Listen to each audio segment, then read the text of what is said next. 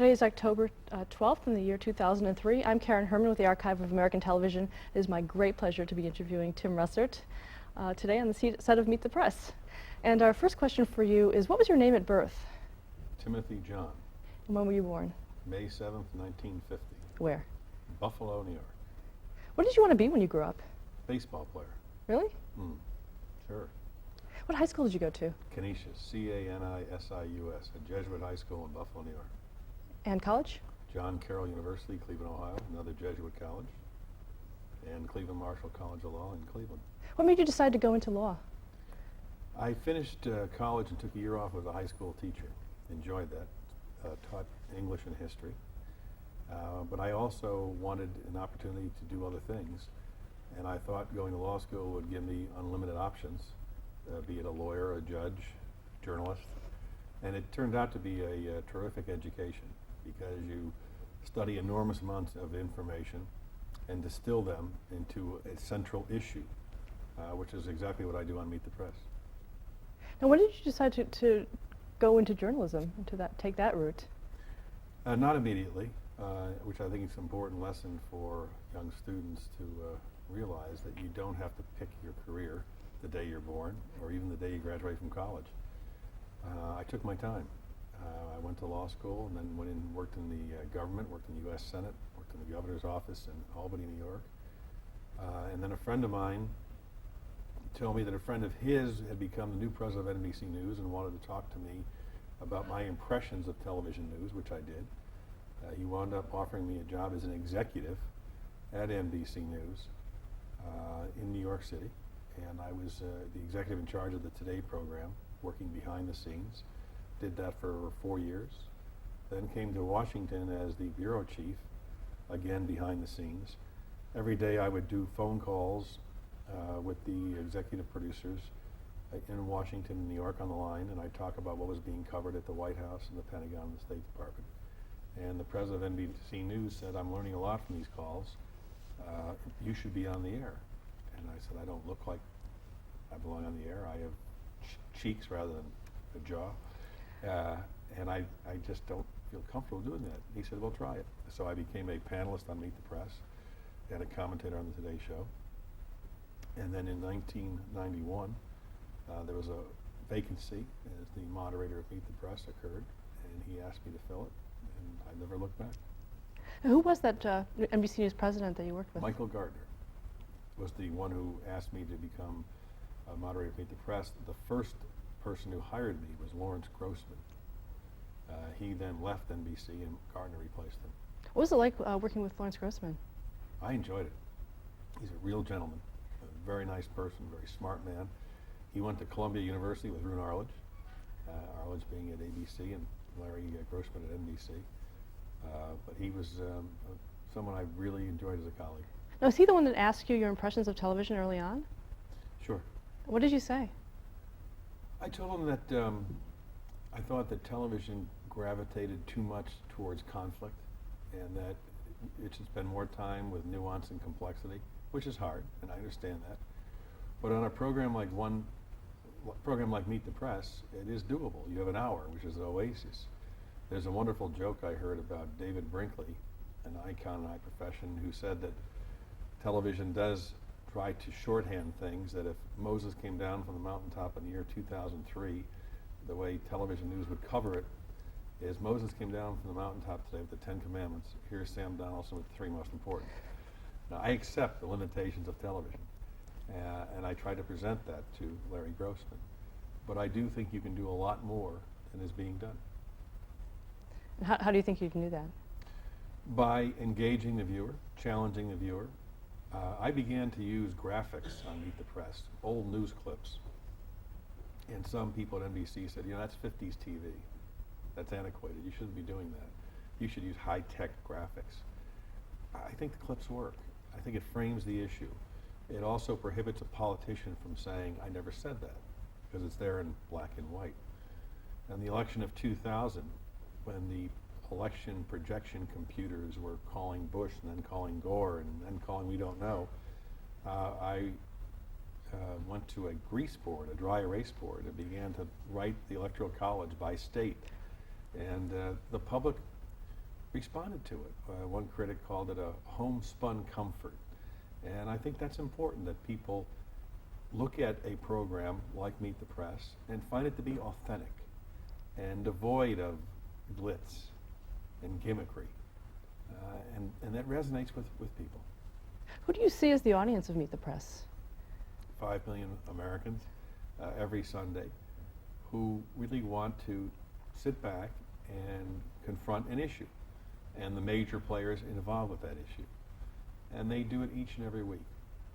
When I took over Meet the Press, one of the first people I went to see was Lawrence Spivak, who was the founder of this program 56 years ago. And he gave me the best advice I've ever gotten. And that is, learn as much as you can about your guest and his and her position on the issues, and then take the other side. And do that in an aggressive way, but a civil way. Always be polite. And one week it will be with a Democrat or a Republican or independent.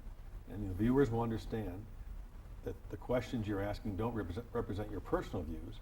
You're asking them to elicit a response. And he was exactly right. Now, how do you prepare for a broadcast? Endlessly.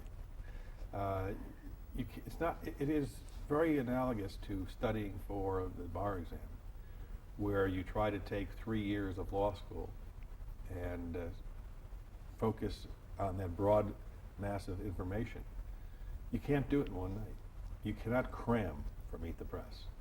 You have to read newspapers every morning, 5 or 6, magazines, books, journals, endless amount of phone calls to sources, talking to real people. I have the cheapest and most accurate focus group in America, with my mom, dad, and 3 sisters up in Buffalo, New York. They are not involved politically.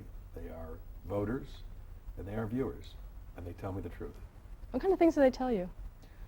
Speak English. Don't talk Washington talk. Don't tell me S1482. We don't know what that means. Or if someone says UNESCO, explain what that stands for. Keep it straight, keep it simple, and ask questions that affect their lives. Like, Senator, how long should the American people expect troops to be in Iraq? Or, will the Social Security system be here 15 years from now when the baby boom generation retires and the number of people on Social Security doubles? Very, very specific. The first question I ever asked on Meet the Press was to Senator Bob Dole. There was a tax cut put in place for people making over $50,000 a year. And I asked him why that group was being targeted, and while people who were buying a cup of coffee or a glass of beer were being charged sales tax. And he said, you raised a good point, and we have to address that issue. Well, my dad loved that question. He drinks coffee, he drinks beer. But he also saw it as a question of elemental fairness, and he wanted an answer, and he got it. Are there any questions that are out of bounds for you? I don't ask personal questions. It was very difficult during the Clinton presidency because that was, in my mind, an issue of truthfulness under oath. Whether or not the President of the United States, the chief law enforcement official, had told the truth under oath. The fact that the subject it involved happened to be sex made it difficult, but does not in any way detract from the central issue. But other than that, I really try to avoid asking personal questions. I don't ask candidates about their children. The one exception was Governor Howard Dean's son had been arrested, and we were talking before the show, and he said, feel free to ask me about my son because I have something to say. He wanted to tell the world that he had reprimanded his son, and he was right to do so as a father. Do you speak to all of your guests before the show? Casually. I say hello, greet them, but there's no discussion. I mean, viewers should know that none of our guests have the questions ahead of time. This is not professional wrestling. They have their staffs, they try to prepare. However, if a guest says, I really want to talk about this issue or this subject, then to me, they have opened up that particular area of exploration. They don't know exactly what I'm going to ask them, but if someone is burning to say something, I'm ready to ask. Who have been some of your favorite guests? Probably the most important Meet the Press I ever did was September 16th, 2001, 5 days after the horrible events of September 11th. We went to Camp David, and our guest for the full hour was Vice President Cheney. It was the first time that the president or vice president had sat for an extended interview since September 11th. And the vice president took us inside the White House on that day when he first heard the news, when he first realized it was a terrorist attack, how the Secret Service literally came into his office, picked him up by his belt buckle off the ground, and brought him down into a bunker in the White House. How he had encouraged the president, recommended the president that he not come back to Washington because they had closed down the airspace, but there were 3 or 4 planes they couldn't account for. And then he also had recommended to the president that there were some flights that apparently were headed to the U.S. Capitol and for the White House, and that if need be, if they did not respond to orders from surveillance aircraft, that the United States military shoot down American civilian airlines. It was breathtaking to hear those words, but it was something that had happened on that particular day. Vice President Cheney also said that he would like Osama bin Laden's head on a platter, that he thought he was responsible, that he couldn't come to any strong conclusion, but that was his strong sense. And then we ended the program with a tribute to the rescue workers, first responders, and particularly a Franciscan priest named Michael Judge, who ran to the World Trade Center and began to administer the last rites to policemen and firemen, and himself was killed. And his body was carried by the police and firemen back to a small Franciscan chapel. It was an extraordinarily moving, powerful program. For the first time in the history of NBC, Meet the Press was rebroadcast a second time across the network, and more than 14 million people watched. Where were you on September 11th? I was downtown Washington initially at a hotel, and I had breakfast, and I was heading to the airport for a 10 o'clock shuttle flight. And as I got into the car, my beeper went off and said a plane, FYI, a plane has just hit the World Trade Center. We think it's a small plane. Well, it was a beautiful, clear day, and just on instinct, I said, doesn't sound right, but you know, things happen, but I better go back to the bureau. And I drove back to the bureau here in Washington, where we sit, and I walked in the door into the newsroom, and I looked up and I saw the second plane hit. And I knew then we were under attack. And I just started yelling to the newsroom, get everybody in, call everybody, this is it. This is a terrorist attack. And our troops here responded in an extraordinary way. People dropped what they were doing. Many didn't have to be called. They instinctively knew they were journalists. The alarm bell had rung, they were to come to work. And we stayed on the air around the clock and tried to provide a service to the American people. One, provide them accurate information, but also, as television has a way of doing in these kind of crises, be a gathering place where the American family can gather around and find some comfort, some consolation, some commonness of purpose as we sort out why we had been so attacked. What other big stories do you feel you've covered in your career? I thought the election of 2000, the presidential election, would be the biggest story I'd ever cover until September 11th. That was an amazing night. I talked about the Grease board and trying to make the Defense Electoral College. We stayed up all night. And then the next morning went on the Today Show without any rest and reported all day long. We thought it would be concluded by the end of the second day. Well, it went on for 35, 36 days. I'm often asked about my memories of that period. My own son asked me what my most complete memory was. And I think it was at the end when the Florida Supreme Court said, let's start counting again, full statewide recount. And Democrats and Republicans picked up their pens and picked up the ballots and started counting. And a few days later, the United States Supreme Court said, stop counting. Time's up. And Democrats and Republicans dropped their pens and dropped the ballots. At both times, they obeyed the order of the court. If you were a Gore supporter, you were outraged. A Bush supporter, you were elated at the final outcome. But I thought, where else in the world would this be resolved by the order of the court, as opposed to tanks rolling down the street and soldiers with bayonet? And as a journalist, you have to constantly remember that you're also an American citizen. And those kinds of historic moments are very, very important to treasure. Democrats feel that they won the election. They pledged revenge in 2004, as it should be. Fight these battles at the ballot box, sometimes in the courtroom, but never on the streets. Do you have a dream guest? Many. We're fortunate in that every major political figure in the United States has appeared on Meet the Press.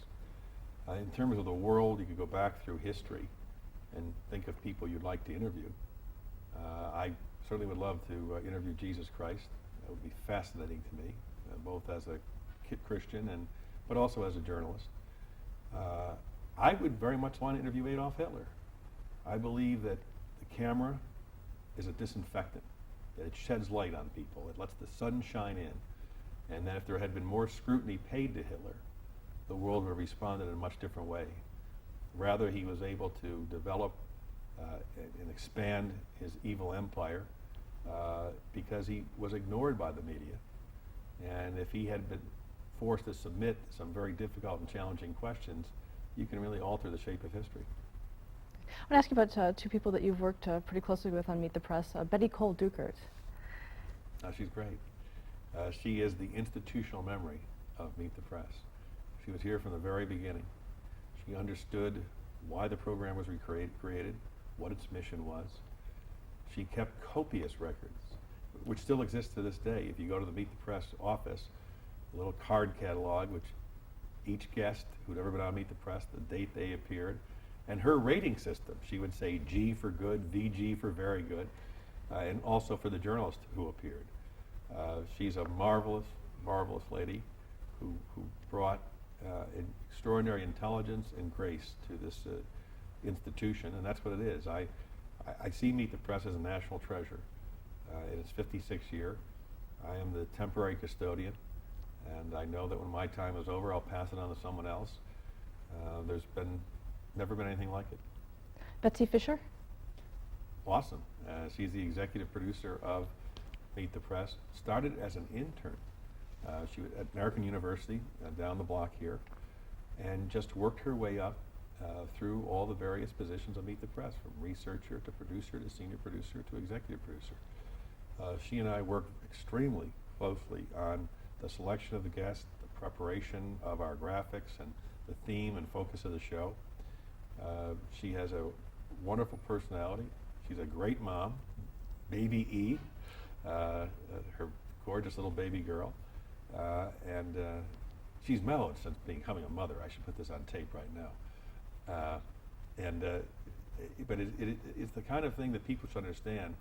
Meet the Press is the kind of program no one does alone. We have to have people like Betsy Fisher and all the editorial staff. We have a great director, Lee Sutherland, and all the technical crew. This is a team effort, and Meet the Press has the best television team in America. Well, thank you very much. Our time is up. Great to be here.